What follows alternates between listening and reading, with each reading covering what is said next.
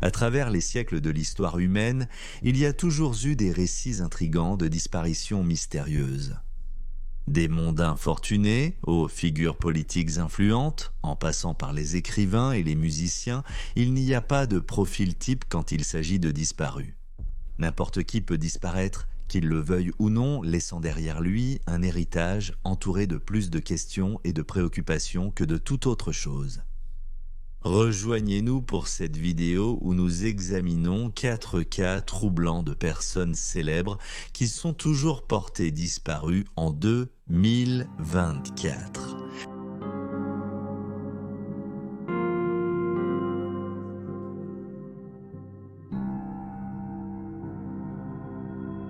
Né à un moment donné en 1984 à Vancouver, Canada, Forrest Chab était un jeune artiste de rap lorsqu'il a soudainement disparu en 2010.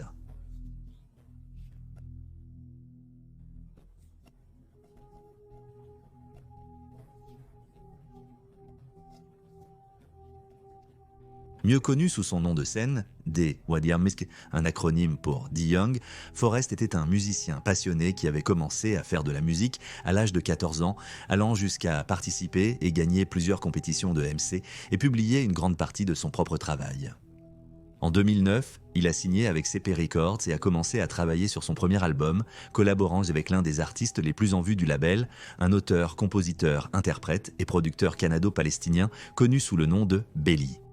Forrest a sorti son premier single, Passenger, en octobre de cette année-là, qui mettait en vedette un autre artiste du label nommé Danny Fernandez et il a été accueilli avec éloge. En 2010, Billboard a présenté la chanson dans leur magazine et a surnommé Forrest comme l'un des meilleurs artistes canadiens émergents. En 2009, Forrest a entamé une tournée canadienne. Malheureusement, il n'a jamais pu voir jusqu'où sa carrière irait. Juste avant sa disparition, il a tourné un clip pour son deuxième single, That's My Spot, qui mettait en vedette la chanteuse Dee Woods, mieux connue en tant que membre du groupe pop Danity Kane. Peu de temps après, il a disparu. Forrest, 26 ans, avait prévu d'aller au Mexique à la mi-août 2010. Il a été signalé disparu au Mexique plusieurs mois plus tard, le 18 novembre, après que sa famille a découvert qu'on n'avait plus de ses nouvelles depuis août. Dans une déclaration, la famille a indiqué ne pas avoir eu de nouvelles de Forrest depuis août. Nous sommes très inquiets pour lui. Si quelqu'un a des informations sur son lieu de résidence, veuillez nous aider en contactant le département de police de Toronto. Selon ses pages Facebook et Twitter, Forrest avait été actif en ligne jusqu'au 8 septembre. Les choses se sont ensuite apaisées. Ses collaborateurs, Bailey et Danny Fernandez, ont tweeté des prières et demandé au public de le chercher, tandis que son équipe de gestion a mené une opération de recherche en ligne en demandant aux fans de retweeter ces informations afin de diffuser la nouvelle de sa disparition. La nature exacte du voyage de Forrest au Mexique est incertaine, et on ne sait pas non plus pourquoi sa famille a mis autant de temps à signaler sa disparition. Des rumeurs en ligne prétendent que Forrest était impliqué avec les Hells Angels, des cartels de drogue ou une autre vie criminelle douteuse, mais aucune preuve n'a été trouvée pour soutenir cela. Le cas de Forrest reste non résolu.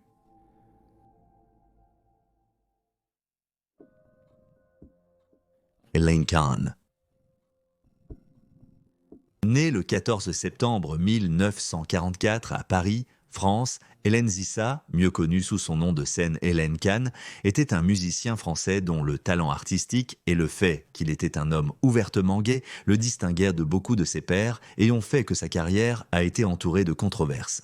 Hélène a été élevée par sa mère et son beau-père, ainsi que par sa demi-sœur Véronique. Par la suite, Véronique épousera Christophe, un autre musicien français. Il se rapprochera d'Alain et ils finiront par composer de la musique ensemble. Au printemps de 1963, Alain a sorti son premier single. L'année suivante, il a lancé plusieurs EP, dont la plupart reprenaient la musique d'artistes américains et canadiens. Dans les années suivantes, Alain a pris une pause dans l'enregistrement de la musique pour effectuer son service militaire obligatoire. Et à son retour sur la scène musicale, il a commencé à donner des performances en direct à Paris, où il a créé un personnage androgyne pour lui-même. Pendant cette période, il a noué des liens avec d'autres musiciens et a commencé à écrire des chansons pour eux, bien que sa piste, la plus notable pour l'artiste français Danny, ait été interdite sur les ondes pour ce qui était considéré à l'époque comme des paroles salaces.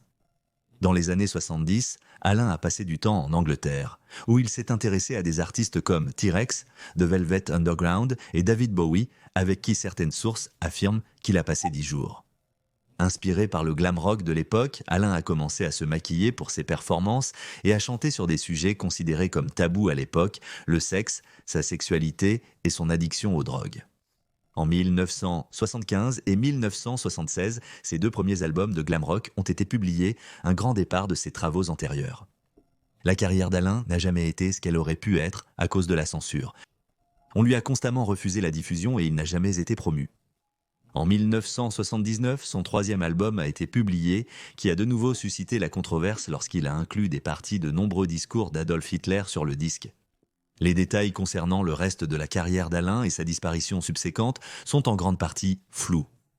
Il semble avoir enregistré de la musique pour la dernière fois en 1986, mais a disparu de la scène peu de temps après. Le site web musical français Brain Magazine écrit que l'alcool et les drogues sont à blâmer pour son départ de la scène musicale. Alain a commencé à mener une vie beaucoup plus discrète, travaillant comme vendeur de produits informatiques. Alain a été vu pour la dernière fois le 14 avril 1990, où il se tenait sur un quai à la station de métro rue de la Pompe ou à la station Châtelet à Paris, selon les témoins que vous interrogez. Il n'a jamais été revu depuis. Sa sœur, Véronique, a appris sa disparition 2 jours plus tard après que son partenaire l'a contacté parce qu'il ne pouvait pas localiser Alain. Véronique, Christophe, son mari et leurs amis ont lancé un appel à témoins, mais personne n'a répondu. Une recherche a été effectuée, mais rien de notable n'a été trouvé. Le chanteur français Daniel Darc a déclaré plus tard dans une interview qu'il avait rencontré Alain la veille de sa disparition et qu'Alain lui avait parlé d'une dispute qu'il avait eue avec sa mère et son partenaire, bien qu'il ne soit pas clair si cela avait quelque chose à voir avec la disparition de l'artiste. Un programme de 2013 aurait examiné les possibilités de ce qui aurait pu arriver à Alain, y compris un suicide et un meurtre, ce dernier résultant d'une querelle d'amoureux ou même d'une implication dans le trafic de drogue. Mais rien de concret n'a jamais été établi. Certains ont supposé qu'Hélène était partie pour recommencer ailleurs, laissant derrière elle une vie de tumulte et de controverse en faveur de quelque chose de plus tranquille. Il y aurait même eu des observations de lui en Suisse entre 1992 et 1994. Cependant, en 2021, sa sœur a partagé qu'elle avait contacté des hôpitaux au moment de sa disparition et a appris que son demi-frère était malade, peut-être à cause du virus de l'immunodéficience humaine, mais qu'il nécessitait des tests supplémentaires. Elle a ensuite théorisé qu'Hélène avait mis fin à sa vie après avoir appris qu'il était probablement séropositif. Hélène a été déclarée morte au début des années 2000, bien que son corps n'ait jamais été retrouvé. Ce qui lui est arrivé reste un mystère à ce jour.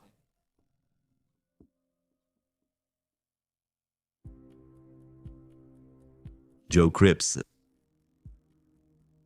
Mieux connu pour son travail dans le groupe de Polka Brave Combo, lauréat d'un Grammy, Joe Cripps était un percussionniste bien connu et vénéré.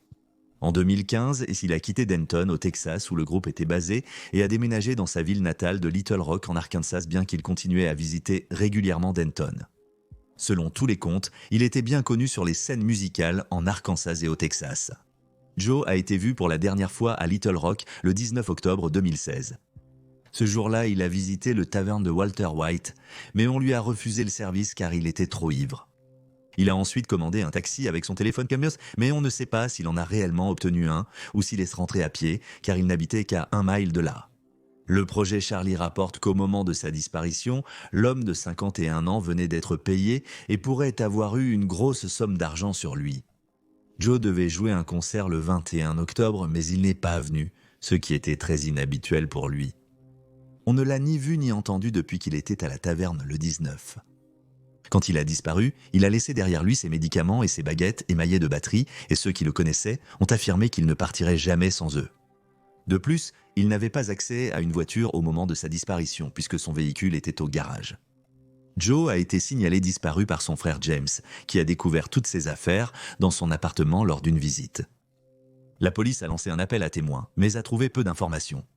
Selon le Dallas Observer, Bubba Hernandez, qui avait déjà joué avec Brave Combo, s'est rendu en Arkansas pour chercher Joe, visitant la taverne où il a été vu pour la dernière fois et essayant de recueillir quoi que ce soit, le moindre détail que quelqu'un n'a pas dit à la police ou même ce que les rumeurs locales propageaient.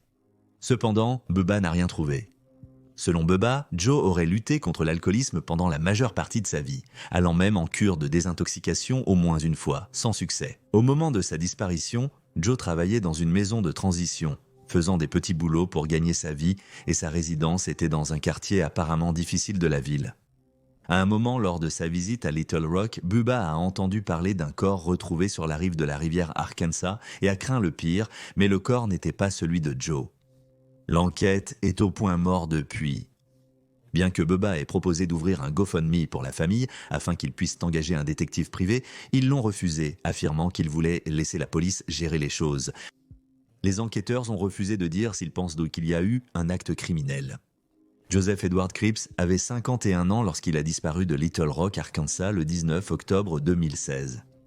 Il est décrit comme un homme blanc, aux cheveux bruns, grisonnants et aux yeux bleus. Il mesure entre 1,70 m et 1,78 m et pèse environ 75 à 84 kg. Joe a souvent une grosse moustache épaisse et peut avoir une barbe.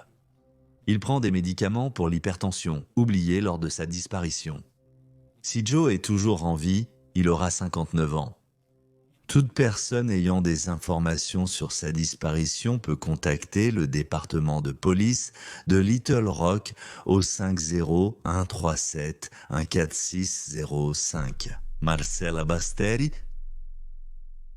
Marcella Basteri est une actrice italienne qui est surtout connue pour être la mère de Luis Miguel, l'un des plus grands artistes de musique latine sur la planète. À l'âge de 11 ans, Luis a sorti son premier album qui lui a valu son premier disque d'or peu de temps après. À l'âge de 13 ans, il commençait à faire des tournées dans les pays d'Amérique latine, dont la Colombie et l'Argentine, ayant remporté un énorme succès avec son premier album. Le père de Luis, mieux connu sous le nom de Luisito Rey, était un chanteur-compositeur espagnol et son manager pendant une grande partie de sa carrière, ce qui a conduit à des tensions entre les deux. Luisito était considéré comme strict et exigeant, et à la fin des années 1980, la relation entre les deux s'était désintégrée, en partie à cause des problèmes financiers causés par Luisito. Luis a par la suite renvoyé son père, et les deux se sont brouillés, Luisito mourant à Barcelone, en Espagne, le 9 décembre 1992, ayant souffert d'alcoolisme et de dépression dans ses dernières années. En apparence, Luisito était considéré comme un manager capable et un bon auteur-compositeur, mais d'autres, y compris le parrain de Luis, le psychologue Alfred Herger, prétendaient qu'il était un psychopathe et un abuseur. Le propre frère de Luisito a allégué qu'il forçait Marcella à coucher avec des hommes afin d'obtenir des avantages ou de gagner de l'argent pour financer sa toxicomanie. Selon tous les témoignages, Luisito était violent et impitoyable. Peu de détails sont disponibles dans le cas de Marcella. Elle a été vue pour la dernière fois le 18 août 1986 à Madrid, en Espagne. Au moment de son voyage, son mariage avec Luisito était apparemment sur le point de s'effondrer, et elle a donc visité Carrara, en Italie, où elle a passé 6 mois avec son plus jeune fils, Sergio. Luisito a ensuite demandé à la rencontrer en Espagne en septembre pour signer des papiers concernant la carrière de leur fils. Le 18 août, Marcella a été déposée à l'aéroport de Pise, en Italie, pour son vol vers Madrid. Cependant, à son arrivée, Luis n'était pas présent comme elle s'y attendait. Entre 20 et 25 jours plus tard, elle a téléphoné à sa tante, Adua Basteri, et lui a dit qu'elle allait au Chili avec son autre fils, Luisito, et qu'elle serait de retour dans un mois. Mais plus personne n'eut de nouvelles de Marcella. 9 mois se sont écoulés avant qu'Adua ne reçoive un appel téléphonique des fils de Marcella, qui ne savaient pas où elle se trouvait, et ont demandé si Adua l'avait vue. Adua a ensuite contacté Luisito et la belle-mère de Marcella, qui vivaient tous deux en Espagne, mais elle n'a trouvé aucune réponse. Pendant des décennies, l'affaire n'a connu aucune avancée. Luisito prétendait qu'elle avait fui avec un amant, tandis que Luis disait qu'il était allé chercher sa mère en Europe, mais qu'il n'avait pas réussi à la trouver. Il a simplement déclaré qu'il n'avait aucune idée de ce qu'elle était devenue. En 2004, Adua a exprimé sa conviction que Luisito l'a assassinée à Madrid. Il y a aussi eu des rumeurs selon lesquelles Marcella aurait été internée dans un hôpital psychiatrique en Italie. Mais aucune preuve pour étayer l'une ou l'autre de ces théories n'existe, ou du moins elle n'a pas été rendue publique. En 2023, l'affaire de Marcella a reçu une nouvelle attention lorsque des photos ont commencé à circuler d'une femme argentine qui ressemblait à la mère de 3 enfants. La femme, Honorina Montes, était apparemment une patiente à l'hôpital psychiatrique Moyano en Argentine, et elle ressemble étonnamment à Marcella. En fait, son apparence était si similaire qu'elle a accepté de subir un test acide désoxyribonucléique pour voir si elle était vraiment Marcella, mais il a été prouvé qu'elle ne l'était pas.